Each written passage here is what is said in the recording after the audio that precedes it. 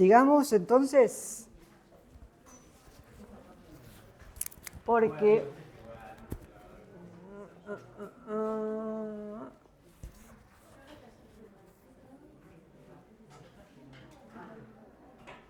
la teórica esta, la que vamos a ver ahora, empezamos ahora y seguimos el lunes, es, en mi humilde opinión y en mi enfoque, la más importante de todas. Porque, por dos motivos. Primero, porque yo creo que es un tema que une y les va a permitir empezar a cerrar un montón de cosas, de preguntas que ya me vienen haciendo, de cosas que ya vimos, con cosas que vamos a ver más adelante.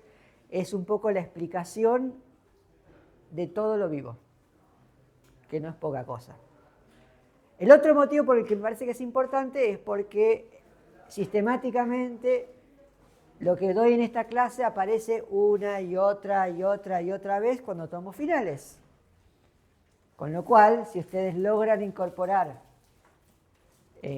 los contenidos de los temas de esta clase, de esta teórica, y no logran promocionar la materia, es muy probable que no les vaya mal en el final. ¿Sí? No es lo único, pero esta es como central. Me ha pasado en finales de gente que por ahí, no sé por qué, decide ignorar mis consejos y estudia más otras partes de la materia, y siempre llegamos a esto, hacen agua y se hunden como el Titanic. Entonces, lo digo ahora, en la esperanza de que cada vez haya menos gente que se hunda como el Titanic en los finales,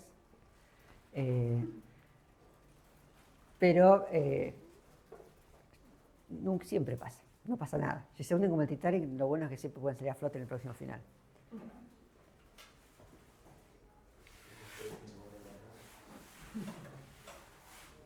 ¿De qué vamos a hablar hoy? Bueno, vamos a hablar sobre un poco, repasar enzimas y hablar de enzimas, proteínas y qué es un gen. Vamos a hablar de vuelta sobre ADN y ARN, lo cual me parece que es importante y necesario dado las respuestas en el examen, y dado porque es fundamental para entender cómo funciona todo. Vamos a hablar de cómo se expresan los genes y qué quiere decir expresar un gen. Y vamos a hablar de cómo se transmite la información genética. A esto no vamos a llegar, a esto veremos, pero esto lo vamos a tratar de cubrir todo hoy. Empecemos hablando de proteínas y de genes. Entonces, vamos a hacer una pregunta, algo que ya deberían tener clarísimo, que es, ¿quiénes son los que catalizan las reacciones metabólicas? Que mueven y que hacen, digamos, que son necesarias, imprescindibles y definen la vida como tal. Las enzimas, ¿sí? ¿Y las enzimas qué son químicamente? Son proteínas, ¿está? ¿Estamos de acuerdo entonces? Las enzimas, que son la base del funcionamiento de la célula, la base de operación química que hacen al metabolismo, son prácticamente todas, no digo todas porque siempre surge una excepción, pero yo no me acuerdo ninguna, no conozco ninguna, son proteínas. Bueno, no, sí, hay algunas enzimas son ARN, pero son las menos. Bien, además de tener reacciones químicas, vimos que hay un montón de componentes estructurales. Entonces, ¿cuáles son los principales componentes estructurales? ¿Qué tipo de moléculas son los principales componentes estructurales de lo que está construida la célula? ¿Con qué está hecho? ¿De qué están hechos los ladrillos de la célula? Macromoléculas. ¿Cuáles? Proteínas, carbohidratos, lípidos y ácidos nucleicos. Bien. Ácidos nucleicos no forman gran parte de lo que es el contenido estructural. Así que bueno, están pero no tanto. Los carbohidratos, si bien a veces se encuentra bastante carbohidratos formando, por ejemplo, en la celulosa, las paredes celulares, de la membrana para adentro no hay tanta cuestión estructural. Lípidos, totalmente de acuerdo. Por empezar, los fosfolípidos, que hacen todas las estructuras membranosas, con lo cual son fundamentales. ¿Y cuál otra? Proteínas. ¿Sí? Entonces tenemos proteínas y los lípidos. Los lípidos no los pongo acá porque ¿cómo se hacen los lípidos? Sí, ¿y cómo se construyen? ¿Cómo se agarran todos los componentes que hacen falta para hacer un lípido, sea el que sea, y que aparezca donde antes no estaba? No quiero el detalle fino, quiero que piensen un poco cómo se construyen las moléculas que forman parte de la célula.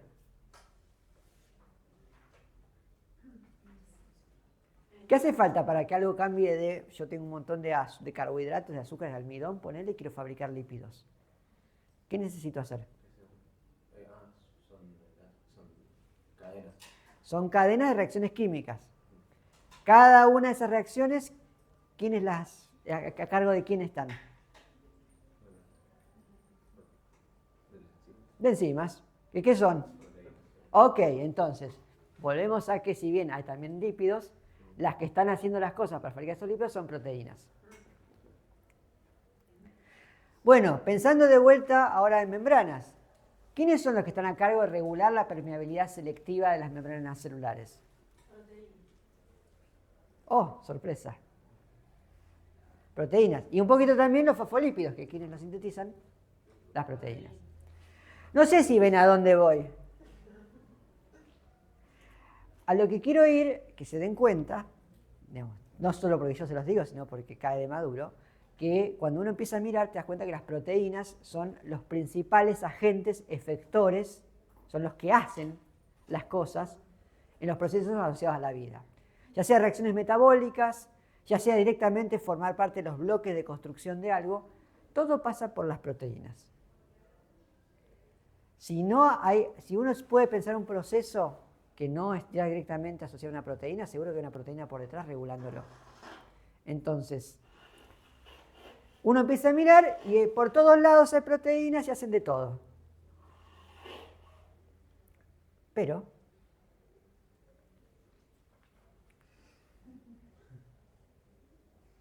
¿qué son las proteínas? Y asociado a eso, ¿cómo se fabrican las proteínas? Porque bueno, te devuelve el huevo a la gallina, todo muy lindo las proteínas, pero alguien tiene que hacer las proteínas. ¿Quién las fabrica? No, ¿cómo se fabrican? Y además, ¿quién las fabrica? Y quien sea que fabrique las proteínas, ¿cómo sabe cómo hay que fabricar esa proteína? ¿Sí? Y no hablo solo del genérico de cómo fabricar una proteína, sino una proteína en particular, una enzima en particular, cómo se fabrica, quién la fabrica y cómo sabe cómo fabricar esa proteína en particular para hacer esa función y no otra distinta. Entonces repasemos un poco la primera pregunta, que es ¿qué son las proteínas? Son, recuerdan, polímeros lineales de aminoácidos. ¿Qué quiere decir eso? ¿Qué quiere decir polímero? Se los voy a preguntar en los finales.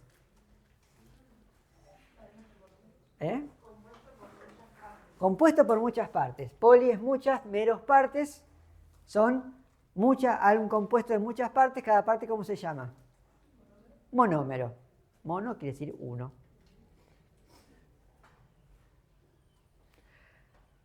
Y son lineales. ¿Qué quiere decir que sean lineales? Que están en una cadena. Lineal. ¿Qué quiere decir que sea lineal? ¿Cómo sería si no fuera lineal?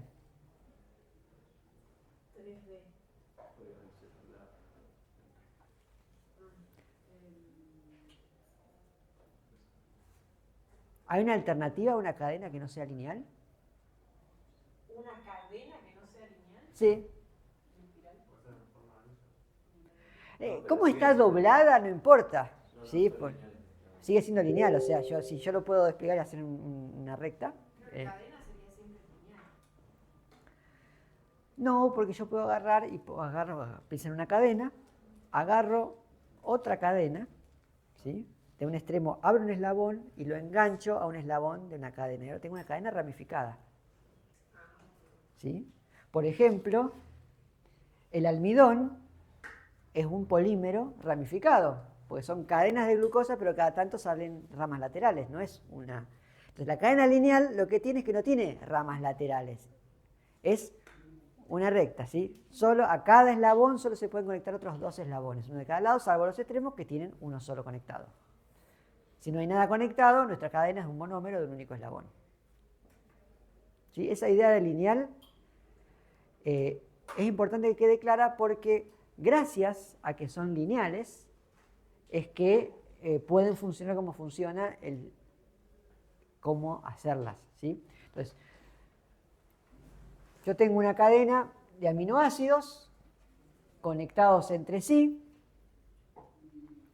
tienen un lado terminal donde queda suelto un grupo amino, en el resto están conectados el amino y el grupo ácido formando el enlace peptídico, y del otro lado me queda en el último eslabón un grupo carboxilo, que es el extremo carboxilo, ¿sí? Entonces, generalmente se habla del extremo amino de la cadena, el extremo carboxilo de la cadena o el extremo N y el extremo C. Esta cadena, como tiene, si bien la parte que forma el esqueleto de la cadena es siempre igual, es esa sucesión de grupos ácidos y aminos enlazados entre sí y unidos internamente a un carbono alfa, hay uno de los enlaces de carbono alfa que da a un resto del aminoácido que varía. Esa variación va a generar una variedad de interacciones entre esos restos que va a hacer que este polímero, inicialmente este polímero lineal, se pliegue sobre sí mismo. Al plegarse no va a cambiar la secuencia lineal, o sea que cómo se relaciona cada aminoácido con su vecino se va a mantener, o sea, no hay una ruptura y reenganche. Entonces, si bien se puede plegar esta proteína, esta estructura primaria, esta secuencia lineal de aminoácidos se mantiene.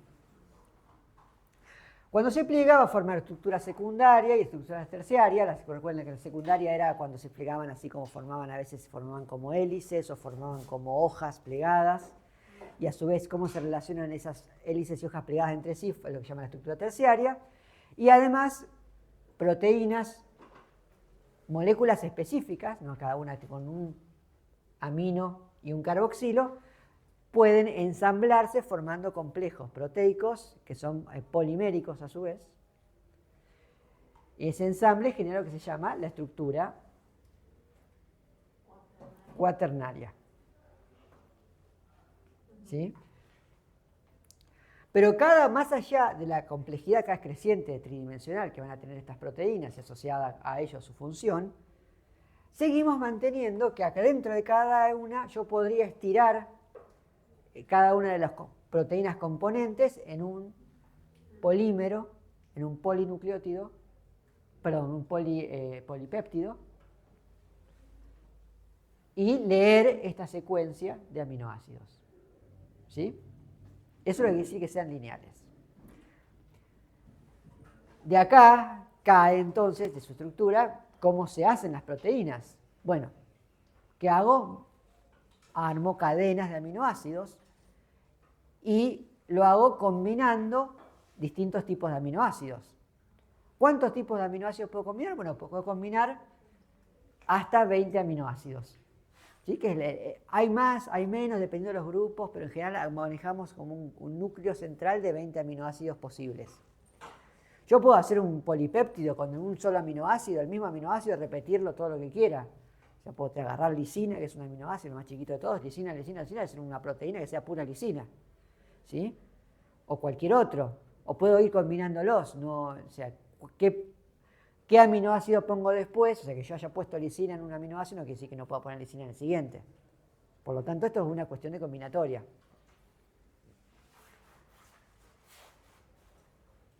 La parte básica del aminoácido que tiene el carbono alfa, un hidrógeno por un lado y después para otro lado tiene un grupo carboxilo y un grupo amino, va a ser siempre la misma. Pero, como además cada aminoácido tiene su propio grupo residual, que es todo lo demás, Se llama residual, pero la verdad es que es bastante grande. Se llama residual por una cuestión de químicas, de cómo descubrieron y determinaron cada aminoácido. Ya lo van a ver cuando vean orgánica probablemente. Ese grupo R, que viene de residuo, es el que da a determinar las propiedades de cada aminoácido y en conjunto las propiedades de la proteína. ¿Sí? Entonces, así se hacen las proteínas. Ahora vamos a la siguiente. ¿Quién hace las proteínas? ¿O qué? Para no poner demasiada entidad a elementos moleculares subcelulares. ¿Qué componente de los sistemas celulares es el que fabrica las proteínas? Los ribosomas. ¿Sí? El ARN mensajero también está ahí, pero si queremos elegir uno, vamos a elegir a los ribosomas. ¿De qué están hechos los ribosomas? Químicamente, ¿cómo están conformados? Ácidos. ¿Qué ácidos? Aminoácidos. No está mal, ¿eh? Solo incompleto. Hay dos subunidades. Hay dos subunidades y las dos están hechas de una combinación de ARN con proteínas. ¿Sí? ARN que se llama ribosomal y proteínas. ¿Eh? ¿Qué fue primero? Bueno, estamos hablando de las cosas como son ahora, que es distinto a pensar cómo pueden haber llegado a ser como son. Bien. Y la siguiente pregunta es, ¿cómo sabe ese ribosoma cómo hay que hacer la proteína? O sea, ¿qué implica hacer la proteína? ¿Qué implica hacer la proteína? Una proteína en particular, no una proteína genérica. ¿Información para qué? Para saber cómo tiene que ser. ¿Cómo tiene que ser? ¿Y qué tiene que decir esa información? ¿Cómo ordenar los aminoácidos? Bien, ¿cómo ordenar los aminoácidos? O sea que tenemos que tener de un lado, tenemos que tener información que le diga al ribosoma cómo ordenar los aminoácidos. ¿Cómo hacemos para almacenar esa información? Pues esa información, dijimos que sale de algún lado, tiene que estar guardada en algún lado, o sea, almacenada. En el ADN. Ok. Antes de pensar en dónde, pensemos cómo va a estar esa información o cómo la podemos representar. Entonces, ahora vamos a hablar un poquito sobre algunos conceptos básicos de información. Hay que separar, no sé si lo habrán visto en alguna clase en el secundario, en lengua, que una cuestión es el mensaje y el medio que se transmite el mensaje. ¿Sí? Hay información y hay un medio de transmitir esa información y de almacenarla. Entonces, por ejemplo, si yo les muestro esto, ¿qué dice acá? Este mensaje está codificado por una cadena de caracteres. Bien. Lo que acabas de leer, ¿tiene sentido? Para mí sí. Depende del lector. El mensaje, este es autorreferencial, este mensaje está codificado por una cadena de caracteres. Piensen lo mismo, caracteres son letras, ¿no? Llamamos caracteres a las letras, también los espacios son caracteres, como manejamos un poco más informática, sabemos que hay un montón, digamos, de distintas maneras de representar, un emoji también es un carácter que representa algo, ¿sí? Entonces, este mensaje, yo transmito este mensaje a través de una cadena de caracteres que ustedes son capaces de leer y de codificar e interpretar, ¿sí? El mensaje en sí mismo no es la cadena de caracteres. Si ustedes saben otro idioma, pueden en sus cabezas traducir este mensaje y esa traducción no necesariamente se relaciona directamente a la cadena de caracteres donde te ponen el mensaje, ¿sí? Entonces, nosotros en el sistema occidental que basa en escritura latina, alfabeto latino, usamos más o menos 28 caracteres como mínimo, incluyendo el espacio, o sea, son 27 más el espacio, para codificar mensajes. ¿Sí? Esto es cierto tanto para, si pensamos en español, también es cierto en inglés. En realidad tenemos más caracteres porque algunos idiomas tienen más caracteres, modifican, otros idiomas usan dirección de caracteres totalmente distintos y un sistema de codificación distinto. Por ejemplo, en China o en Japón, los caracteres que se usan pueden ser fonéticos, es decir, representar como nosotros un sonido, o pueden representar conceptos o ideas complejas. ¿Sí?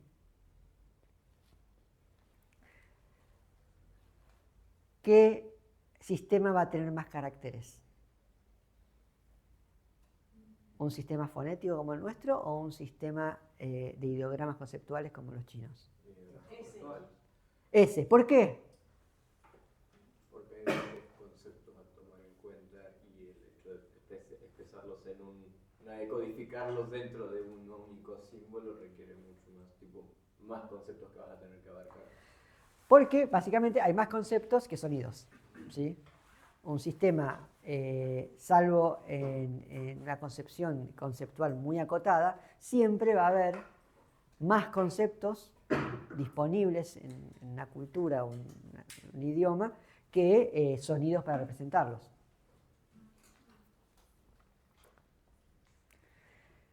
Entonces, nosotros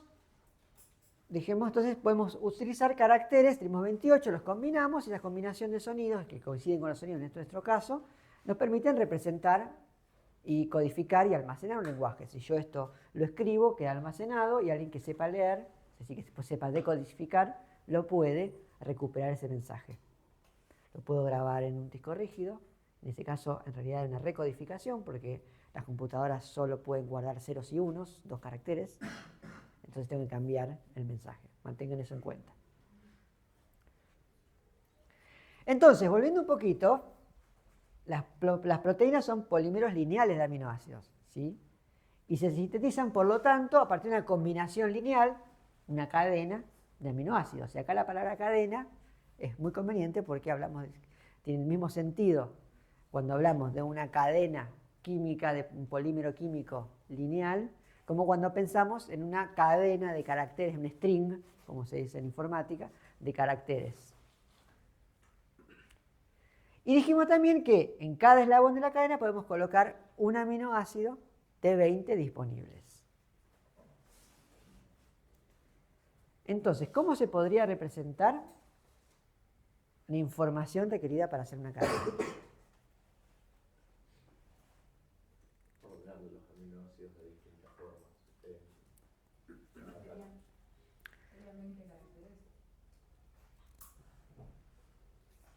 Serían 20 caracteres. Yo puedo describir la estructura primaria de una proteína como si fuera una cadena de caracteres. Y de hecho así es como se hace. Cada aminoácido se le asigna un carácter. Por suerte tenemos 27 disponibles y son solo 20 aminoácidos, con lo cual nos quedan sobrando.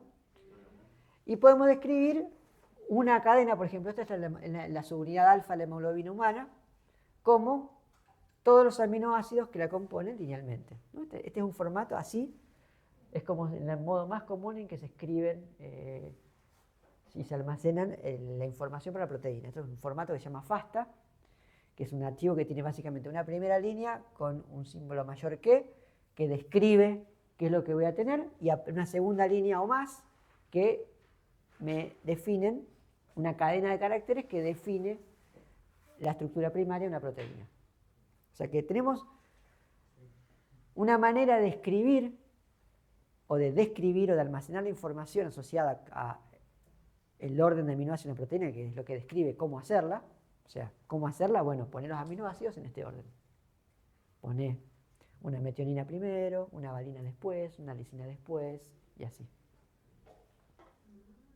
¿Sí? O sea que el lenguaje de las proteínas se escribe con 20 caracteres, básicamente. Esto es cierto, tanto para nosotros describiendo como científicos las proteínas, como para los sistemas que tienen que usar las proteínas. ¿Sí? Conceptualmente la cantidad de información es la misma y la cantidad de variantes es la misma.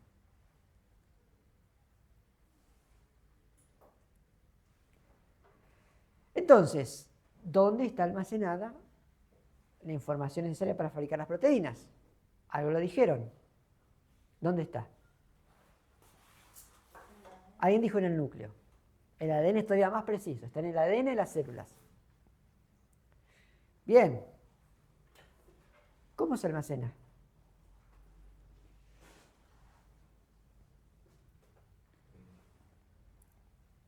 ¿Recuerdan cómo era el ADN? Envases nitrogenados. Era una cadena. O sea, el ADN, si lo piensan, ¿cómo era? Era una doble cadena, lineal también, de bases nitrogenadas. ¿Sí? Puede parecer que el hecho de que sea una doble cadena un poco se desvíe de esto lineal, pero si lo piensan, por cómo es la estructura del ADN, dada una base nitrogenada en una cadena, solo hay una opción en la otra cadena. Con lo cual, la información básicamente no cambia. No tengo combinaciones distintas de bases dentro de un par. Por lo tanto, yo puedo describir una doble cadena de ADN solamente describiendo las bases nitrogenadas de una sola de las hebras. ¿Sí? La otra es obvia. Lo vieron en el problema que había en el parcial. Hay una única respuesta correcta a ese problema. Eso vos dices el ADN que tenés como las secuencias y agarras, creo que ibas a 3 grupos de bases. Entonces, veamos la estructura del ADN. Se me fueron todas mis imágenes, por eso es que no se ve nada. Yo digo, algo está mal acá. Algo no se guardó como debiera.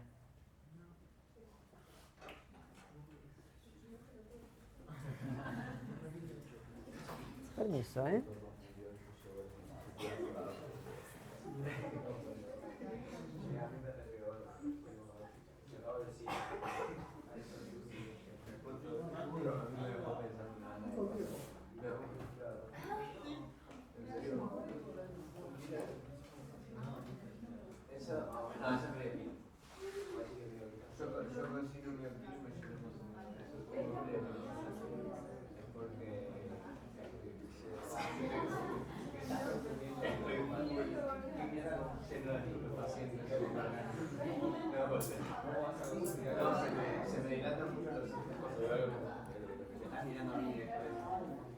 No, es que estoy viendo.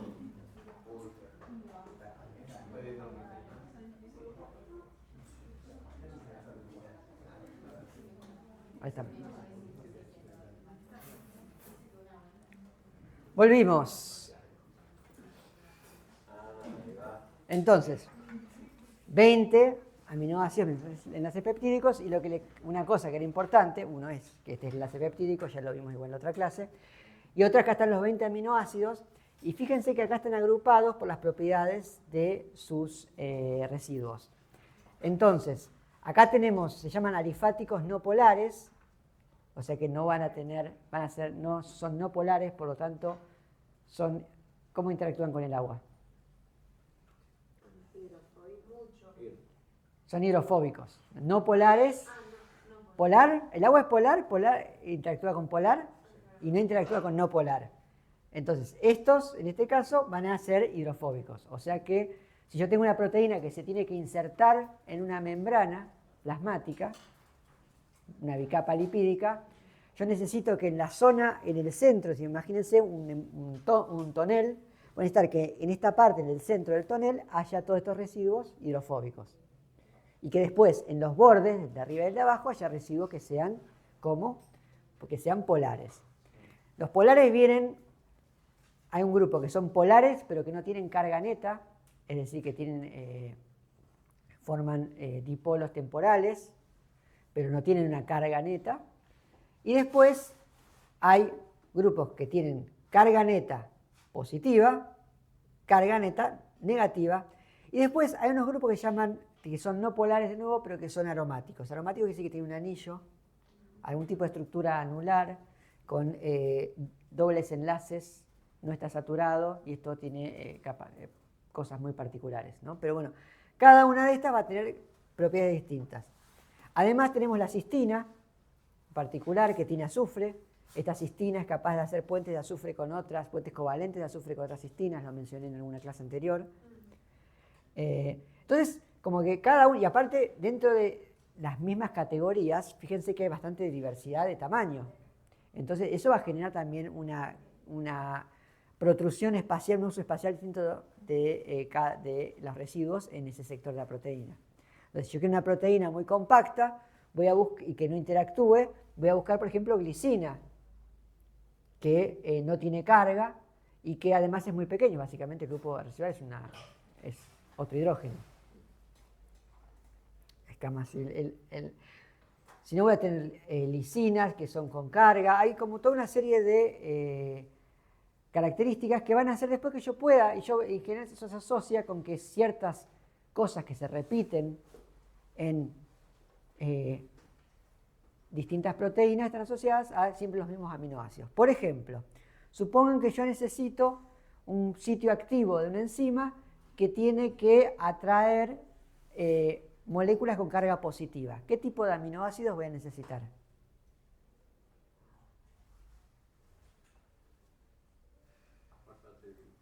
Podemos empezar, ¿polares o no polares? Polares, bien. ¿Y van a ser polares con carga positiva o negativa? Si necesito atraer, va a ser. Si lo que yo quiero atraer es que tiene positivo, me conviene que la carga sea negativa.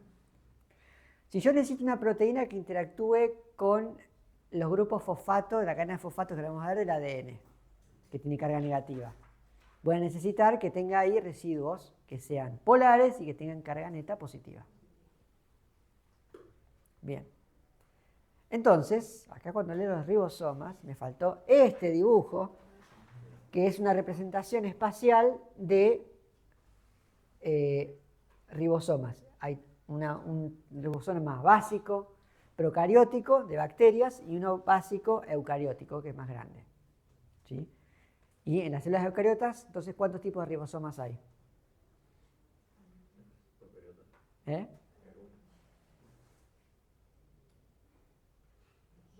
Dos. ¿Por qué? Porque está el eucariótico, ¿sí? Pero además adentro de los cloroplastos, si hay cloroplastos y si no de las mitocondrias, están los tipos procarióticos, ¿sí? Eran esos que aparecían en la pregunta. Y eso puede ser parte de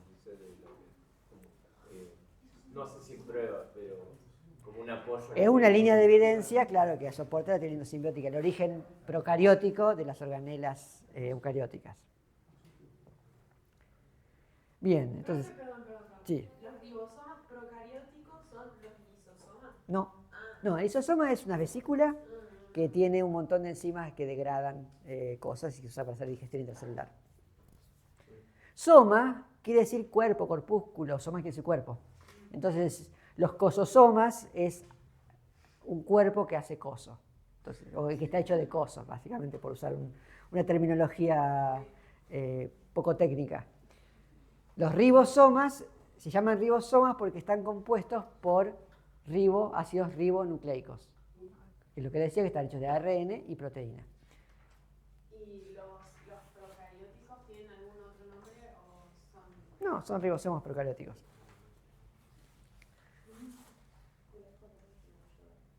Bien, entonces esta parte ya pasamos, esto ya lo había dicho, por eso estaba ese vacío insoportable en la diapositiva, había una figura que no estaba. Estos, por eso está esto vacío, pero esta es la tabla, es una tabla que dice, hay dos maneras de abreviar los aminoácidos. Una que es con 3 letras y una que es con una letra. ¿Sí? La de 3 letras es levemente más fácil de leer, la de una letra ya medio que hay que conocerla porque como hay aminoácidos que empiezan con la misma letra, no siempre se ganan. Generalmente el aminoácido más común es el que se queda con su letra inicial y el otro que le sigue, bueno, lo que toca, la suerte es loca. Es el que sigue o el otro.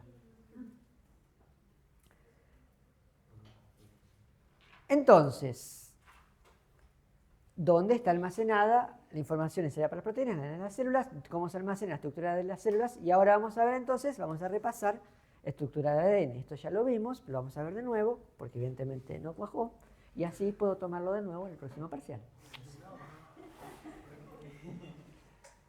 Recuerden entonces que el ADN es esta doble cadena de dos cadenas, dos hebras enfrentadas. Cada una de estas hebras es un polímero lineal de nucleótidos. Llamamos nucleótido al conjunto que tiene una base nitrogenada, un azúcar, una desoxirribosa, o una ribosa si es ARN, y un grupo fosfato. El azúcar y el grupo fosfato son siempre iguales en todos los nucleótidos. Lo que puede cambiar son las bases nitrogenadas. Hay 4 bases nitrogenadas. Hay 2 tipos de bases nitrogenadas, que son las purinas y las pirimidinas. Las purinas, como poco intuitivamente indica su nombre, más corto que pirimidinas, son más grandes, tienen un anillo doble nitrogenado, mientras que las pirimidinas tienen un anillo simple.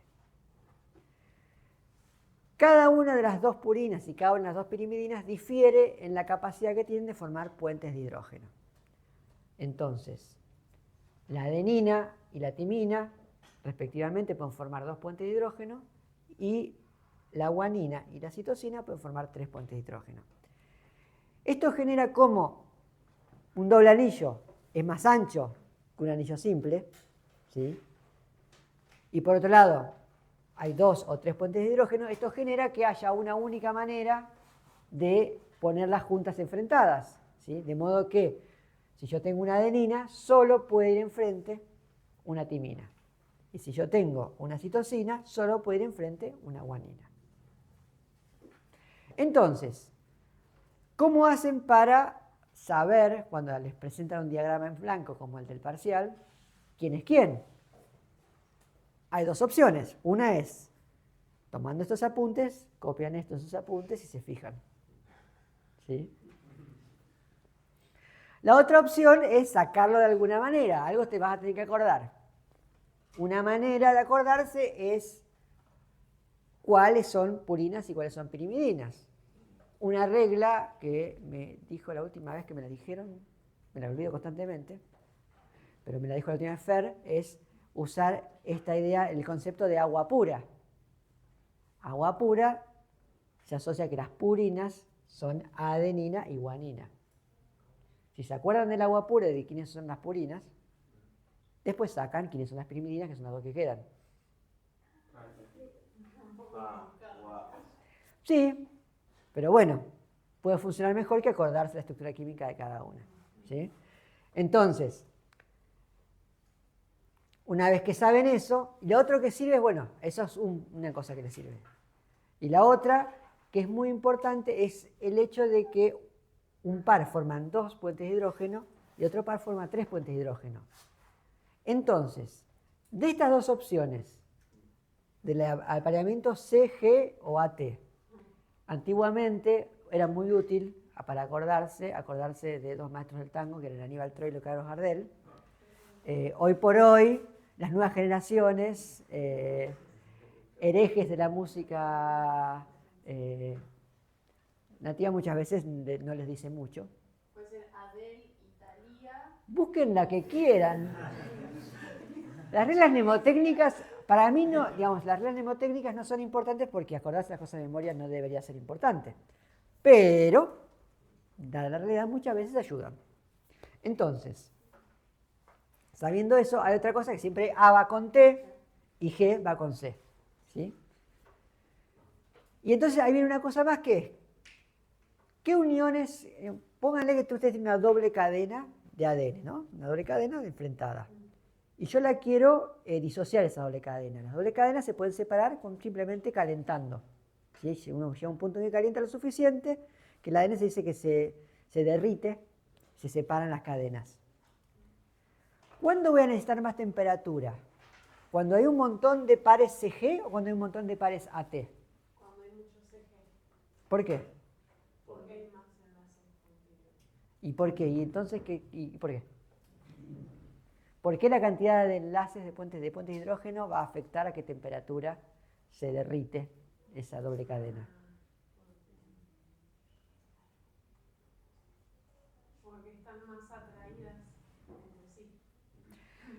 Todos estos puentes de hidrógeno son un enlace. ¿Sí? Un puente de hidrógeno es un tipo de enlace. No es súper fuerte, pero es un punto de enlace. Todo enlace requiere una energía, tiene una energía de enlace, que es la energía que hace falta para romperlo. Por lo tanto, y como son todos el mismo tipo de puente, la energía de enlace de cada uno de estos es la misma. Entonces, la energía de enlace de una unión entre guanina y citosina es un 50% más fuerte, más elevada, que la energía de enlace de la adenosina, y por lo tanto, este enlace va a ser más fuerte. Una consecuencia de eso es que en las regiones donde hay más CG, el ADN es más estable. Por lo tanto, si se acuerdan que y ahí búsquense la regla que quieran, no sé, capaz que porque C y G son más parecidas como letras, y eso las hace que sea una más fuerte, si les sirve, ¿va? Con que se acuerden que la unión de CG es más fuerte, ya el resto lo sacan, ¿sí? Si ya saben cuáles son purinas y ya saben cuáles son fuertes, el resto sale solo.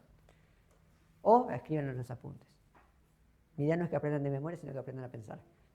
Bien, entonces, esta es la estructura de las 4 bases.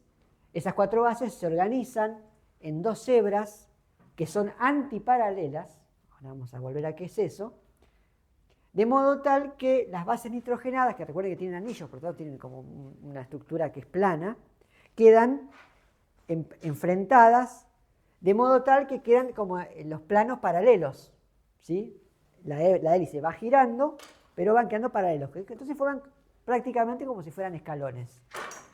Esos escalones tienen la misma distancia entre bases y es una distancia tal que le permite a las bases, a los electrones que están en estas dobles cadenas, que son grupos no saturados, aromáticos, que le permiten interactuar los electrones entre las bases. ¿Sí? Eso es importante también en la estructura del ADN. Entonces, si yo miro, este es un nucleótido, grupo fosfato, ribosa. El grupo fosfato en realidad está acá, este es su fosfato. Y eso genera que cada cadena tenga un extremo, así como tenemos el extremo amino y el extremo carboxilo de los aminoácidos, las cadenas de ADN también tienen un extremo, que está asociado, se lo llama 3' y 5' por el carbono asociado al azúcar alfa, donde está la unión. ¿Sí? Y las cadenas son antiparalelas, ¿por qué? Porque si yo tengo de este lado de la cadena el terminal 3', de este lado de la cadena va a estar el terminal 5' y viceversa. Eso también muchas veces se puede representar en una representación donde yo solo escribo las bases nitrogenadas, como las del examen, y poner en los extremos, escribir 5', 3' para decir qué cadena es cada cual. Ese ADN, cuando se pliega, va a formar, como ya les voy a contar otra vez, una estructura en forma de hélice, donde hay un surco menor y un surco mayor. El surco menor está asociado principalmente a los grupos fosfatos expuestos, tiene carga negativa y es siempre igual, independientemente de qué bases haya a lo largo de la cadena, mientras que el surco mayor expone las bases nitrogenadas y por lo tanto que haya expuesto en este surco mayor es específico de la secuencia de ADN en ese lugar.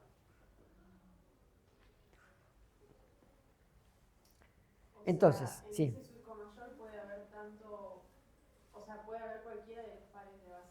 Sí. O sea, acá no sabemos, en este dibujo, por ejemplo, no sabemos qué bases son, pero sabemos que la configuración electrónica de lo que hay acá va a ser impredecible, salvo que yo conozca las bases, y va a ser específica de qué bases hay en particular. En cambio, en el surco menor, yo puedo predecir cómo va a ser ese surco, no importa en qué parte del ADN esté o cómo sea su secuencia, porque los grupos fosfato y las ribosas, y las desoxirribosas son todas iguales. ¿Sí? Entonces, 3' y 5', ¿a qué se refieren esos números? Bueno, tienen que ver con lo que hay en los extremos y además cómo se hace la síntesis de ADN. ¿Sí? Esto es una desoxirribosa, o puede ser una ribosa, si no es ADN, es un ARN, y un grupo fosfato, ¿no? Acá viene la base nitrogenada. Esa sería una ribosa, ¿no?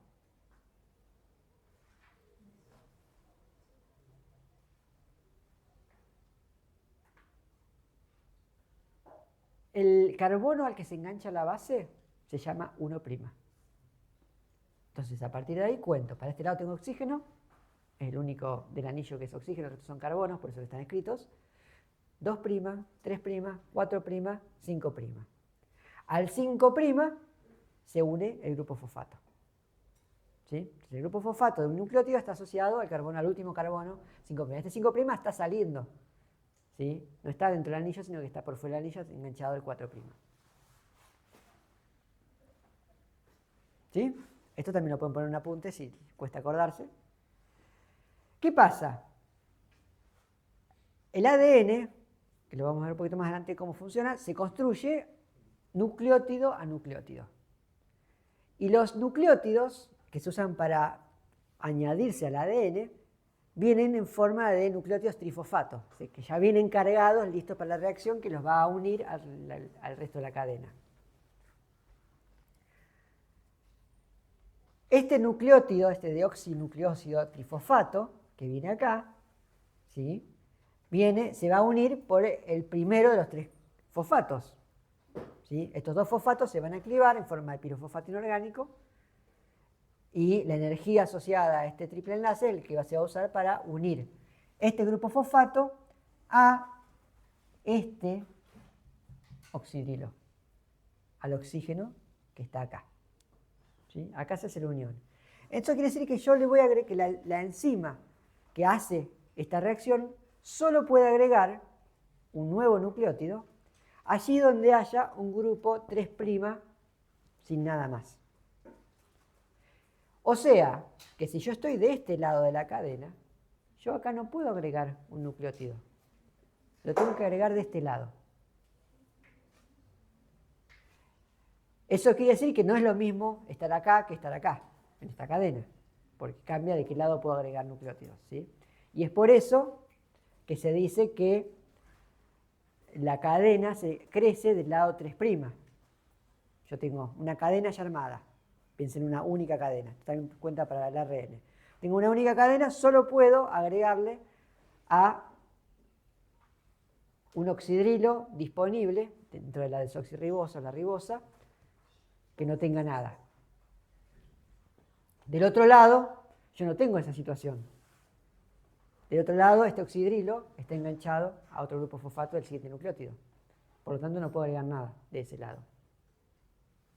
O sea que las cadenas solo crecen, se estiran, se elongan desde el lado 3'. Y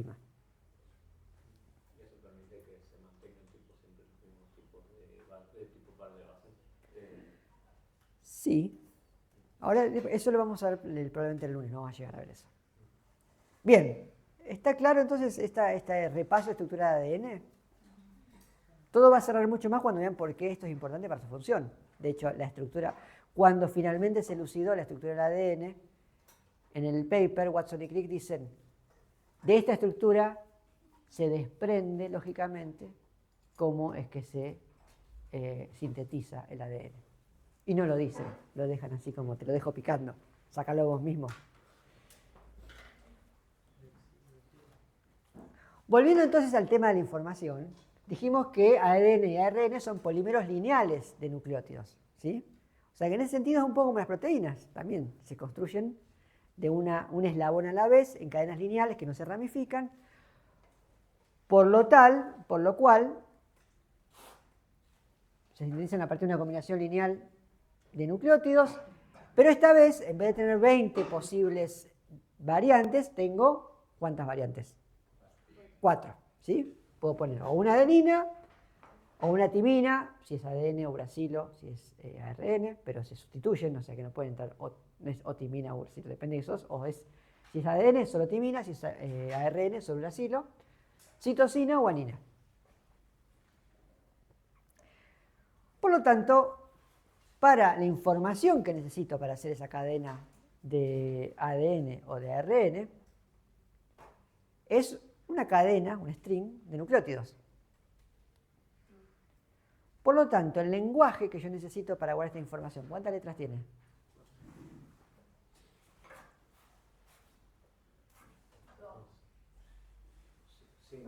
¿Por qué 2? ¿Por qué 4? Digo, digo dos porque solo serían dos pares de bases. Sí, pero la información vos pensala como a lo largo de una cadena. O sea, es cierto que si yo tengo la base de acá, en la otra cadena, sí o sí va a una sola base. Pero yo puedo elegir en la primera, digamos, la miro de un solo lado, qué base va de 4, no de 2. Porque acá puede ser citosina. Entonces, la primera cadena, una de las cadenas, básicamente, para cada posición yo puedo poner cualquiera de las 4. La otra cadena, una vez que tengo la primera cadena, la otra cadena está obligada, no tiene libertad, no tiene ningún grado de libertad. Tiene que ser lo que dice la primera cadena. Pero en principio, si nosotros pensamos, por eso es que en realidad, si bien el ADN es doble cadena, yo para, digamos, definir o informar cómo tiene que ser un ADN, solo me hace falta poner la secuencia de una sola de las cadenas. No hace falta escribirla de un lado y del otro. Entonces, el lenguaje, tanto del ADN como del ARN, se escribe con 4 caracteres. A, T, C y G, o A, U, G y C, como T y U son básicamente o uno u otro, en realidad siguen siendo 4 caracteres, es indistinto. Profe, cuando usted habla de los surcos mayor y menor, ¿puede haber dos surcos menores juntos? No. No en la conformación típica, que es la conformación B del ADN.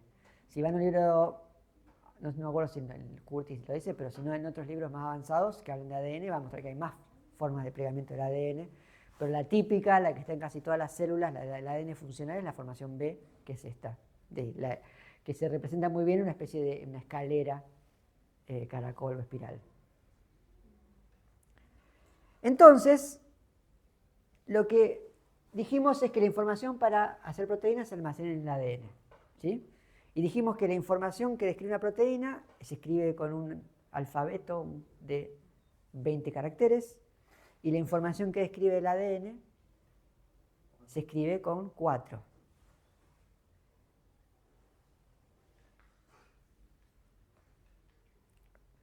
Son 2 lenguajes distintos, ¿sí? Entonces, ¿qué tenemos que hacer? Si vamos a almacenar la información en el ADN, en el lenguaje de los ácidos nucleicos, pero necesitamos expresarla en el lenguaje de las proteínas, que es otro lenguaje de 20 caracteres, ¿qué necesitamos hacer para llegar del ADN a la proteína? Transcribir. ¿Qué diferencia entre transcribir y traducir? Traducir es literal, es la forma literal de una palabra.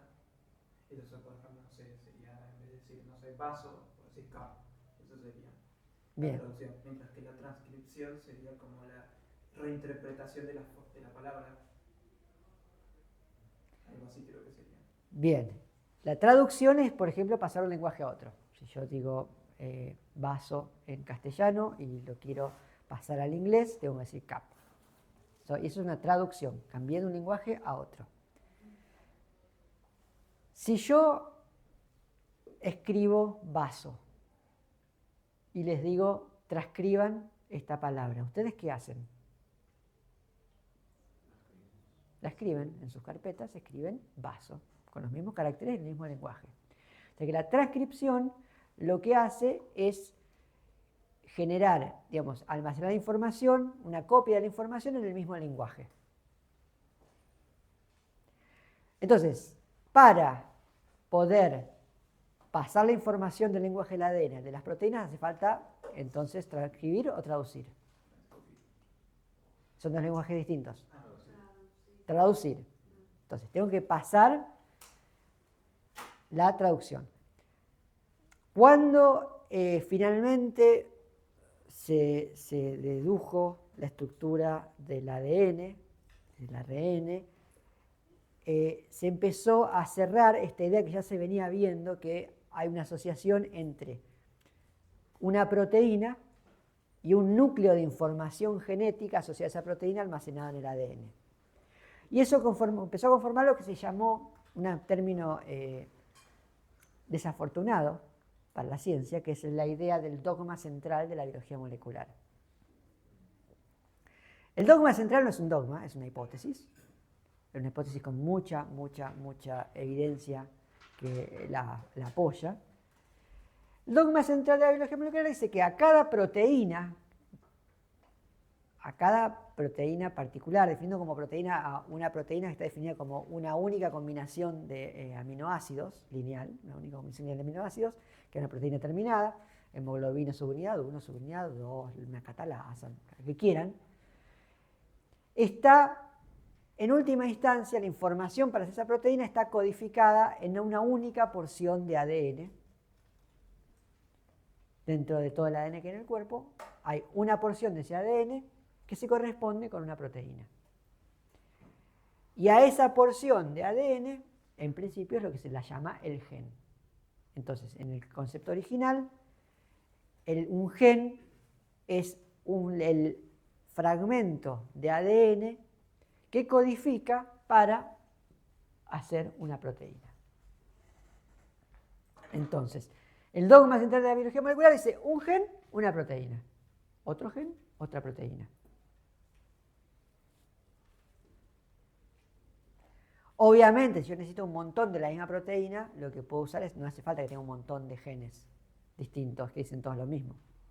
Tengo un solo gen y lo que hago es usarlo un montón de veces para generar muchas copias de la misma proteína.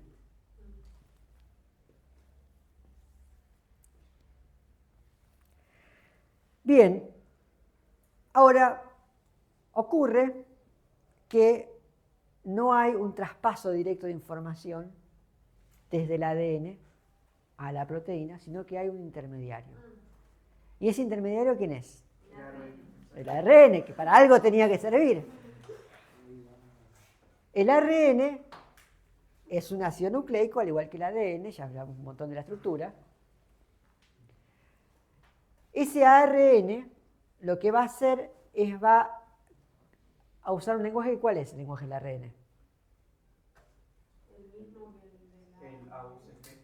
El AUCG, el lenguaje de 4 letras, el lenguaje de los ácidos nucleicos. Este ARN va a transportar la información desde el ADN hacia donde hay que hacer la proteína. Para hacerlo, lo que va a hacer es copiar esa información desde el ADN. Entonces, si yo tengo un mensaje en un idioma o un lenguaje y hago una copia de ese mensaje en el mismo idioma, ¿cómo se llama ese proceso?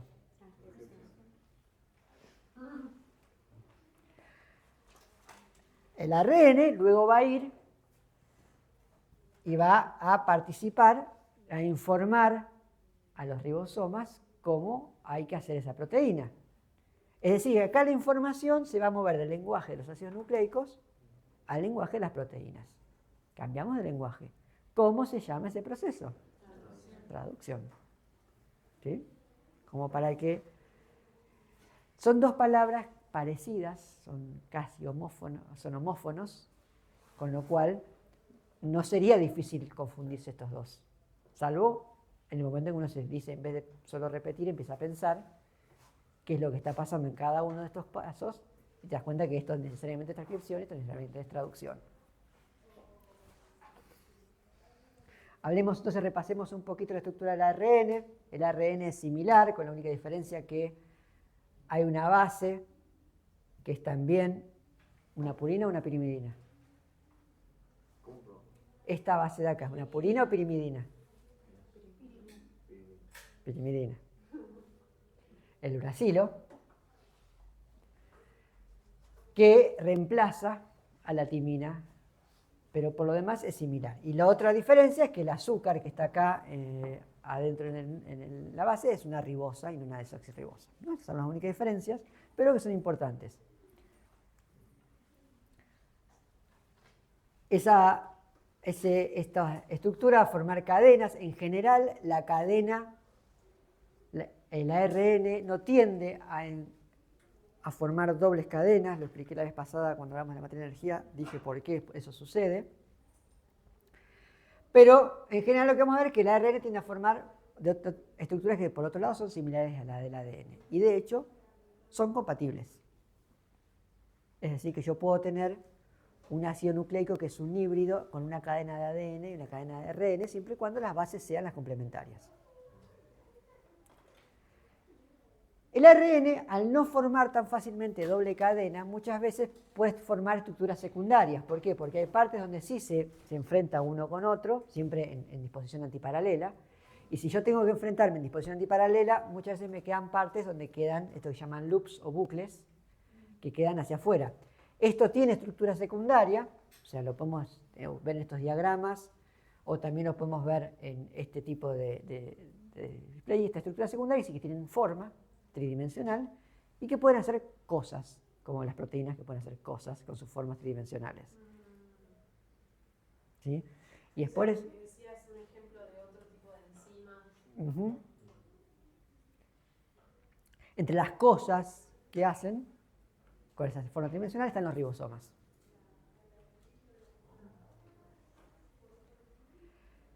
Entonces, ahí es donde vamos a entrar en la idea de la expresión génica. ¿Sí? La expresión génica es un proceso de transferencia activa de información. Es decir, que no es algo más allá de la espontaneidad, no es algo que se dé solo, sino que hay una agencia por parte de los mecanismos de la célula para que eso suceda. Y se basa en la transferencia de información almacenada en la secuencia de bases del ADN a la formación, la síntesis de un ARN que mantiene esa misma secuencia de bases y luego a una traducción de esa secuencia de bases en la secuencia de aminoácidos de una proteína. Es importante entender que los genes solo se expresan en cantidades significativas cuando sus productos son necesarios. Es decir, solo cuando la proteína que resulta de la expresión de ese gen es necesaria, es que ese gen activa su expresión. Recuerden, la expresión génica es el hecho de que yo leo un gen y uso esa información para fabricar esa proteína, la proteína asociada. Por lo tanto, sí es importante para sostener los procesos vitales que solo se expresen cuando son necesarios y no cuando no son necesarios. Eso quiere decir que yo tengo que regular qué genes se expresan y qué no. Eso se llama regulación génica o regulación de la expresión génica. Y la regulación de la expresión génica es el mecanismo fundamental que necesitamos para poder organizar los procesos celulares y entenderlos, ¿sí? Si yo no puedo regular la expresión génica, no puedo regular qué pasa en el organismo. Si yo no puedo regular la expresión génica, no puedo determinar qué enzimas tienen que estar cuándo y dónde. Si yo no regulo la expresión génica, no puedo decidir cuándo sintetizo las proteínas que hacen falta para hacer copias del ADN o para hacer este mismo proceso de expresión. Entonces, la regulación de la expresión génica es fundamental y uno de los grandes desafíos de la biología y de la conexión entre la biología molecular y la biología de los organismos es entender cómo se regulan, qué genes son necesarios y cómo se regula la expresión de esos genes. ¿Y cuando eso falla? Cuando eso falla, depende de cuán grave es la falla. Si falla poquito, hay un montón de mecanismos que o arreglan la falla o son a prueba, digamos, de fallas pequeñas y entonces sigue funcionando. Los sistemas biológicos son sistemas que se consideran robustos. Un sistema robusto, la robustez es la capacidad de sostener el funcionamiento pese a perturbaciones. Es decir, si uno piensa, por ejemplo, en la idea de una máquina robusta. Tengo un coche muy robusto. ¿Qué es un coche robusto? Es un coche que ya se le rompieron un montón de cosas y sigue andando, ¿sí? Porque está construido de una manera tal que sus funciones básicas muchas veces dependen de varios componentes donde si falla uno, el otro todavía medio que reemplaza. Cuando el nivel de falla es tan grande que la robustez del sistema no alcanza a sostener el funcionamiento, se habla de una falla catastrófica, entonces ahí el sistema deja de funcionar. En- ¿eh? Sí, si es un sistema vivo y deja de funcionar, deja de ser un sistema vivo y por definición se muere. O se desintegra o lo que sea. Si estás en un vehículo, te quedas varado y tienes que llamar a la grúa, salir a buscar a alguien que lo empuje y lo saque al medio. Pues llega a estar a todos lados, empezás a sufrir, ya estás sufriendo y encima estás pensando en lo que te va a costar arreglarlo. Con lo cual a veces decís, wow, mejor estar muerto que en esta situación. Pero...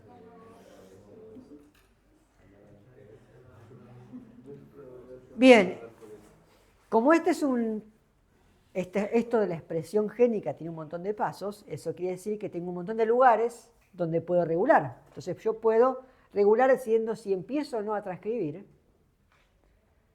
Puedo regular si empiezo o no a traducir. Pero además puedo regular al final diciendo, bueno, sí, transcribí, traduje y fabriqué proteína, pero la voy a degradar. Todos estos, y de acá hay un montón de subpasos que también se puede hacer. O sea, yo puedo, por ejemplo, regular, puedo transcribir, pero después destruir esos transcriptos antes de que lleguen a ser traducidos. ¿Sí? Entonces, hay un montón de puntos de regulación, desde decidir empezar la transcripción hasta deshacerme de los productos génicos, de esas proteínas que fabriqué. Obviamente, hay cosas que son más baratas y eficientes que otras. Detener la transcripción es mucho más eficiente que esperar a fabricar todo y después romperlo. Sin embargo, muchas veces esto puede ser más rápido que llegar a esto. Entonces, hay una combinación de mecanismos que tiene que ver con qué es lo que hace falta en un momento determinado. Lo cierto es que una vez activada la expresión, inicia la transcripción de ARN seguida de su traducción. Yo creo que lo vamos a dejar ahí y retomamos el lunes hablando de un poco cómo es el ADN, el ARN, el proceso de traducción y tracción en procariotas, y después lo vamos a ver en su mucha más hermosa complejidad en eucariotas.